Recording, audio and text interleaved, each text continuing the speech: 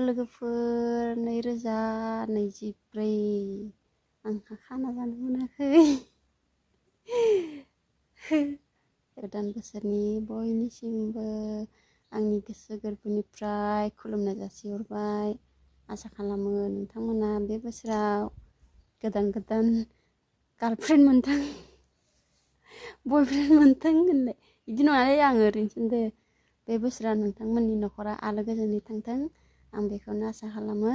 दिनै आङो नुजाफैबाय खेबसे आरो माला नुजानो मोनगोन मिथिला। गोदान बोसोरनि दिन नुजाबाय। दा आङो बाथ्राखौ बारा फोलावला माबा मा होनो माबाबो गैला नालाय मा होनो समबो गैया ओमफ्राय समबो गैया नालाय ओमफ्राय मा होनगोन भिडिअबो लाबोनो हाथ'वा नालाय। होमबा नोंथांमोना आंनि माबाखौ मा होनो थाबैनो 2K खालामना होथारदो साबस्क्राइबारखौ। अब्लानो आं गोदान भिडिअ लाबोनोसै।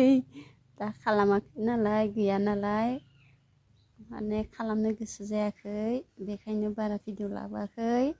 थेवबो दिनै गोदान बोसोरनि खेबसे मोखांखौ स्राय दिन्थिनो होननानै आं फैबाय आरो। बेखिनियानोसै दे लोगोफोर बाय बाय।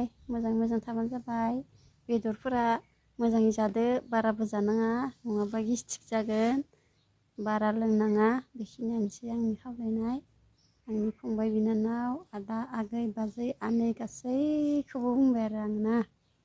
दे बिदिबा बाय बाय।